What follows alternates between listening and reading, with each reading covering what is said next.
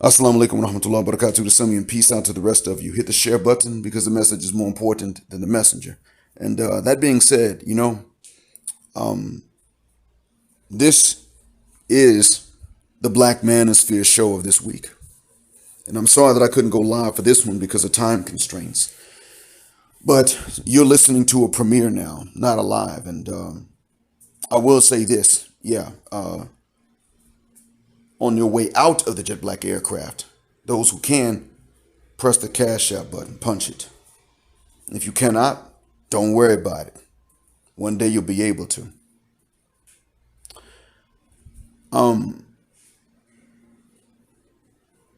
The events of the last week of May and the first week of June have shown us something. Now, first, let me give shouts out to the Geek Underground and Crimson Cure and Chantel Simone for something in particular. Crimson Cure and the Geek Underground covered former OnlyFans adult performer named Bossy Empress TV. Now, Bossy Empress TV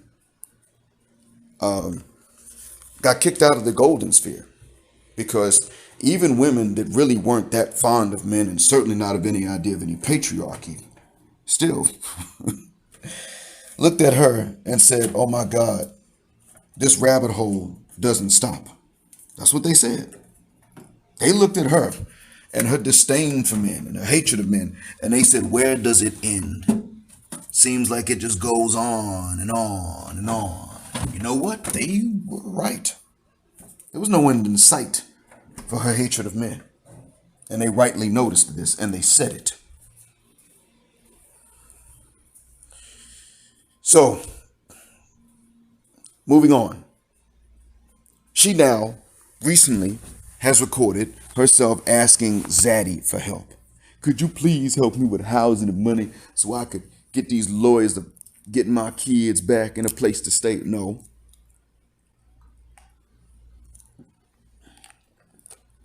And I'm going to tell you men of the white manosphere something right quick.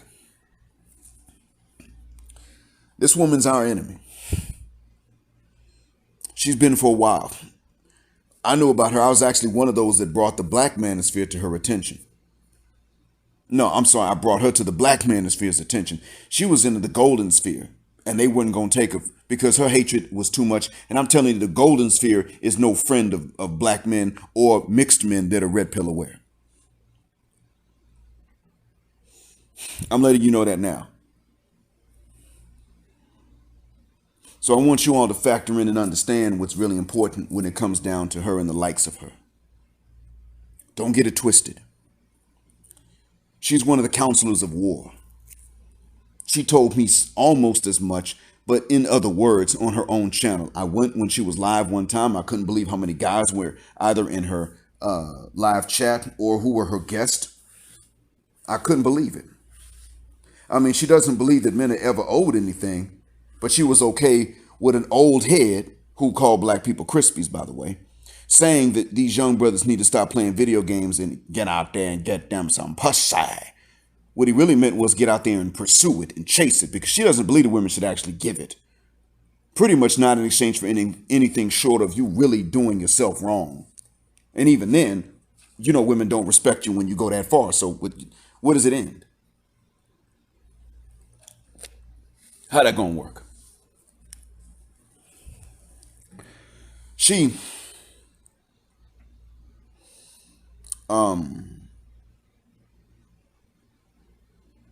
pretty much sat up and stated to me that men are never owed anything, but that men always owe. And one of the things that we owe is that we owe it to women to get our butts out there and bust our behinds and damn near die in the process of getting the resources that the women want us to have.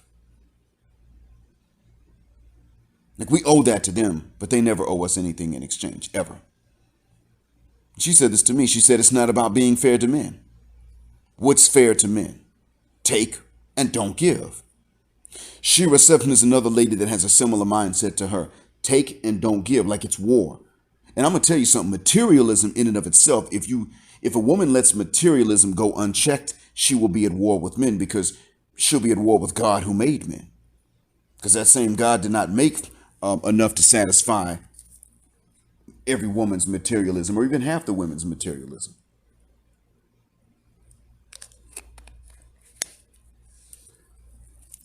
So that's Shira 7. And I think the Geek Underground covered her. Now, what did the last 2 weeks show us? And I was busy, so I didn't keep up with this at the time. I had to look back on it and reflect. These last 2 weeks showed us that these ladies have made excellent strides, or to us, very detrimental, the opposite of excellent strides in their gender war against us. We are now catching up because of the news of Passport Bros and SYSBM. It's already reached a point where sisters have to start remarking on it. One lady said, Passport Bros ain't all dusties. I saw them on the plane. They were different types. Now, mind you, what that pretty much means is that she's making snap judgments on first glance. But she might have been right in that case. She's saying that because they were on the same plane as her.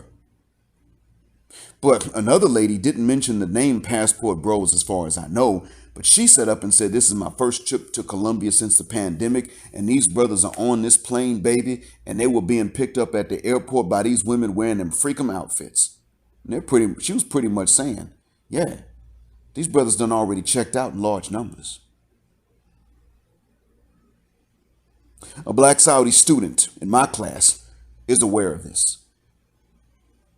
I had to tell him that it was both races. I had to tell him that. He was unaware. He didn't realize this. He knew about the black Americans, and that's because that means he was keeping up with us. And by the way, you might say, man, they can't stand us. I'm not telling you that Rudy Ray Moore and his character Dolomite are instruments of liberation. What I'm telling you is that he studied them because he's into our culture. He just, simply put, can only learn as much as he can learn from abroad. That's all. We are not hated. We got to get rid of this mindset that everybody that ain't ADOS hates ADOS. Stop that shit. If that were the case, B Deep, aka Dark Matter, and Mr. Hausawi wouldn't hang out with me. That's not the case. We're bonding here. When we get a chance, black Saudis and I, we're beginning to have bonds here. So get rid of that notion right there. Now, next thing, and that's another recording for another day, but next thing to understand is that after you realize that you got these war counselors in this gender war, is that the last 2 weeks have shown us again that it is in fact a war and not just a market. Oh no, it's worse than that. It's a game. That it's not just a game either. It is more than that, a competition. And that it is not only a competition, but it is a conflict. And that it is not only a conflict, but that it is a war. They've shown us this. And one of the things they've been able to do in this war is, this is where Chantel Simone comes in. Chantel Simone has explained that the older women are telling the younger women to not compete, but they're not saying, girl, don't compete with me. What they're saying is, girl, these men ain't fit. They come to them as advisors. Girl, these men ain't worth nothing. And don't you show these men that they have any value, because they know they ain't fit and they won't respect you if you value them. That's what they're doing. That's what they're saying. And the young broads are listening. They're believing this. And as these young broads listen and they believe this and fall for it, they don't compete. They drive most young men away. They're taught to only have initiative when they just want to smash. And the only way you can justify taking the initiative to smash a guy is if other women are taking initiative to smash the same one. Now that's okay. That's fine. So they all compete for the same few guys that they all want to smash because they can justify that socially. They fall for it. Meanwhile, young men with potential, like P.J. Washington used to be, before he became the P.J. Washington we know, are now uncompeted for by women of their contemporary or adjacent age groups And instead, washed up Instagram thoughts like Brittany Renner can swoop in. Now, these women might be surprised at their ability to get these guys, but I'm going to tell you what I see being a mechanism for it. When they're young, in order to be these star athletes, they got to really train because the competition's fierce. They got to really train. And that leaves them sheltered when it comes to women. It's not a bad thing at first. It's a bad thing in the end. It's like when anybody in high school is sheltered from a lot of things and then they get out on their own. And then the sheltering that was previously good becomes a bad thing because they weren't told the pitfalls while they were being sheltered. That's what's happening. What about these hoes, coach? Don't worry about that. Get out there and practice. Well, you know what? I guess that's fine for coach to say, but who else is going to come along and tell them about these hoes? And why they're referred to as hoes, even though I don't like using that word. What's the reason for that? Get it?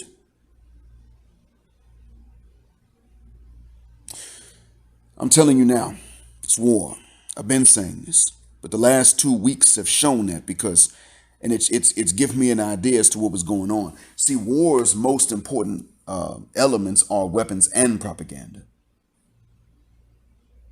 Propaganda makes weapons more effective. Now, I mean, what's a war without weapons? This is it. The gender war is actually a war without weapons, and every so often the weapons come out and who are the weapons? The men who sympathize. Sympathizers are the weapons. That's why Dominique had to call her brothers on Travis Rudolph. They were the weapons, and they got dealt with a weapon because they forced him to. That's a gender war.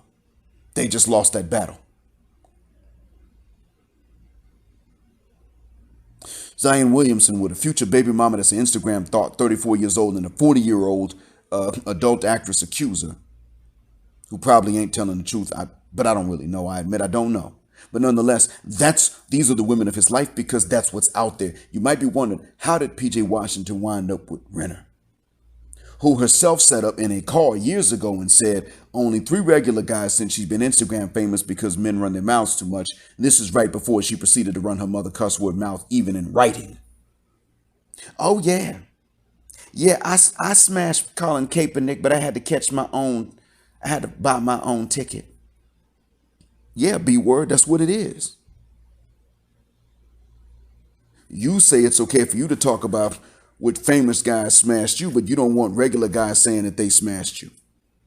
I mean, the hypocrisy, bruh. And that's who wound up getting with PJ Washington.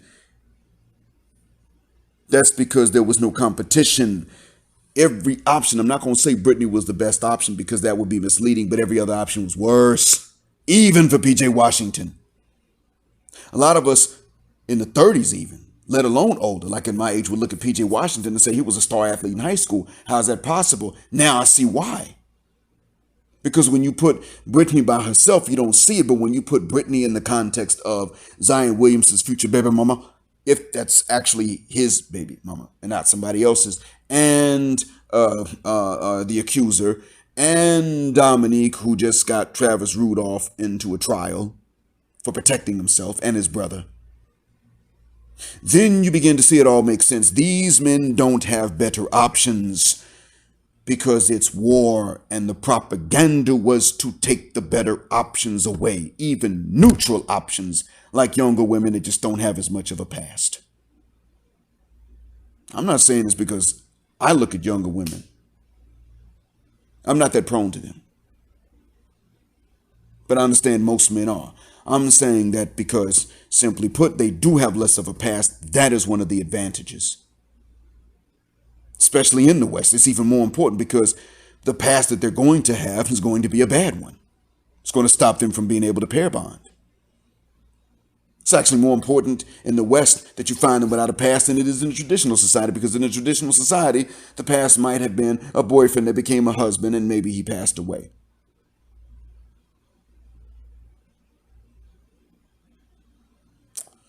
Look, that's the deal. That's the deal. These guys are facing a scenario in which the best options really don't deserve to even be called good, and every other option is worse. How do I know this, gentlemen? I'm not going to go deep into it, but the way I know this is because I was in their situation. I just didn't think I was going to live to see the day when other brothers like PJ and Travis were also in the same situation in which I was. Now, you all know, when I was growing up, until I started slanging them hands and knuckling up on niches, I was treated pretty badly. Y'all know that story. You talk about an undervalued black man, that was me. That pretty much became the only thing I knew. Like, I didn't know anything else, really. I didn't know what it was like to be properly valued until I knuckled up on some dudes, and then I never knew what it was like again. I left my home city, went to Atlanta, was right back where I started.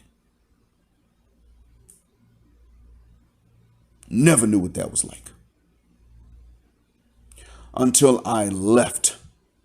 And even then, I'm not sure.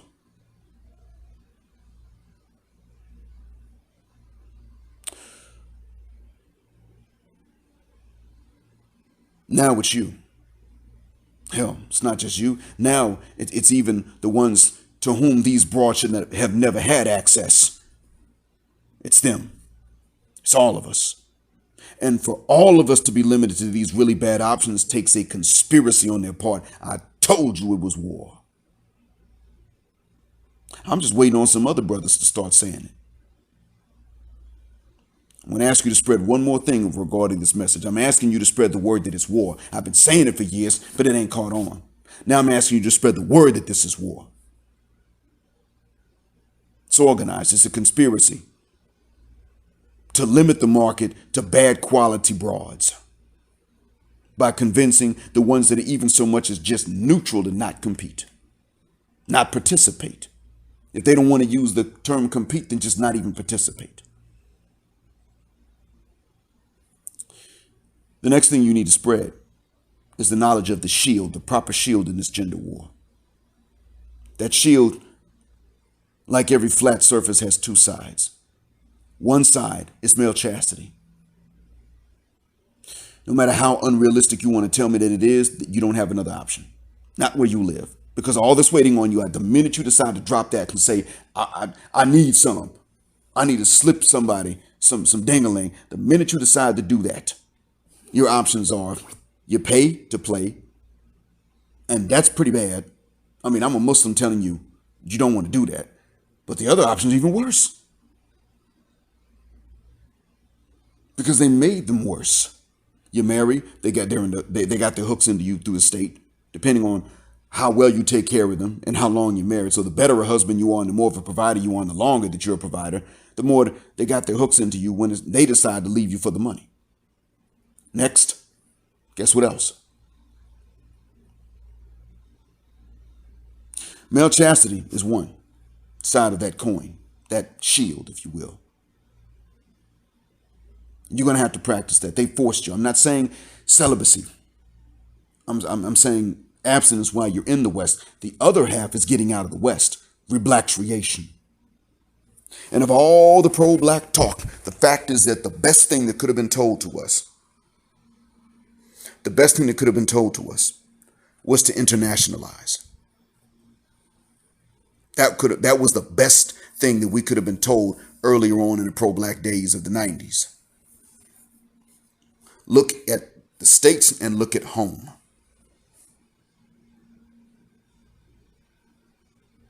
Well, guess what? Now, the funny thing is that Massa couldn't drive us out of the West, but the Western sister is. So I'm going to tell you, brothers, that shield, and I need you to spread that word too, male chastity, especially while you're in, male chastity in general. And then reblatriation, bouncing, getting out. Because if you sit up there and you just keep staying put like they want, what do you think is going to happen? What do you think is waiting on you? As long as you're in the West, what you think's out there? You already saw what's out there. You saw who's out there. You saw why it's out there. If you were Travis Rudolph, Dominic that's what's out there waiting on you, and all the other options are worse. If you were Jonathan Majors, you saw what's out there waiting on you, and then when you leave that, Who else is out there waiting on you, Megan Good? It doesn't matter.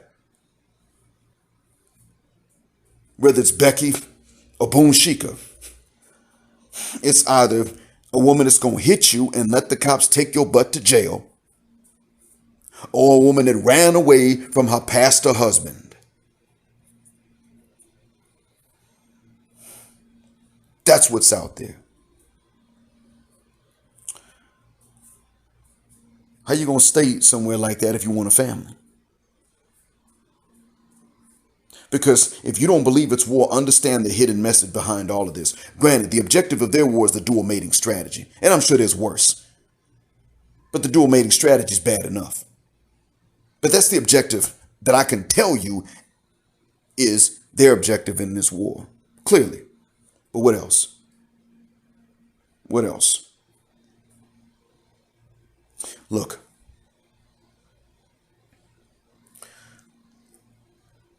What they're looking for, what they're saying to you is, if you want this black love and this black family, you can only have it on our terms, which are the same as white supremacy's terms, which are you can only have the one that's not going to stay together, that's not going to last, that's not going to be strong enough to stand up to this machine of Massa and Zaddy and RWS. That's it. That's all they're offering you. You can't have a real permanent black family. It's not allowed. That's what the Western sisters are telling you. That's why I told you they ain't your sisters. They're each other's sisters. Some of y'all said, man, stop calling them sisters. I told you they ain't ours. They're each other's sisters. I've been saying that. They're the sisterhood to each other. They're the hypocrisy. And they're saying no black love and no black family except on white supremacist convenient terms. No other. Now that you understand that, now that I've explained this, go and spread the word, please. That's the message for this Black Manosphere show of the week. Spread it. It's a war. The shield in the war is a two-sided shield. All shields are double-sided anyway. You got an inside and an outside, and these sides are male chastity and reblactriation. And I'm going to state this for the record, because I did say, listen, please, if you're not going to support me in the Cash App, it's okay, but support someone. That's SYSBM or Passport Bros or Passport Gang. Someone. I'm going to state this, and this is for those of you that have already gone abroad. Let's engage in an exchange of skills.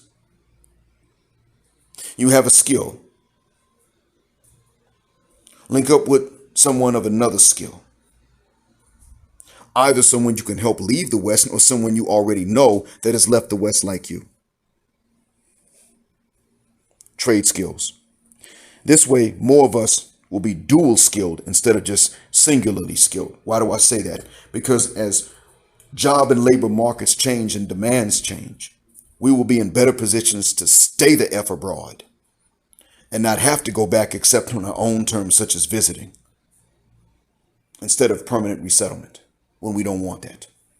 We will not have to do that. That's why. I like the situation, because while they've made great strides in their gender war against us to the point that what's out there for Travis Rudolph is bad, and what's out there for Zion Williamson and P.J. Washington is bad, and what's out there for Devin Franklin is bad, and what's out there for any black man, no matter how successful, tall, famous, in shape they are, the options are bad. The other thing that has to be understood is that you got two sisters now that have aimed their phone cameras at themselves, and one has said Passport Bros ain't dusty, and the other one said you can't. She didn't mention the name Passport Bros. She simply said you ladies cannot find your man because they're here in Colombia and these women are picking them up in freakum outfits. And I know about that because when I go back to the town in which my wife still lives and works, I can fly in, I can catch a ride, or I can catch a train to a town that's not too far of a drive. It's a drive, but it's not too far. She picks me up, I could drive the rest of the way. I got these ways I can go in. Whatever she comes to pick me up in, she's dressed legally, like she should be out in public. Matter of fact, she's dressed in a way that makes her look bigger than she is. And underneath it, the freakum outfit. So I know about that. So when that lady told the other ladies that they couldn't find their men because their men were down there in Colombia, that shows you that there is power in leaving. But the main power is not in how you make these sisters feel. Don't forget that. The main power is in how you are liberated. It's in why they feel that way. Not that they feel bad, but it's in why they feel bad. You're not there for them to kick around anymore. That's what that's about.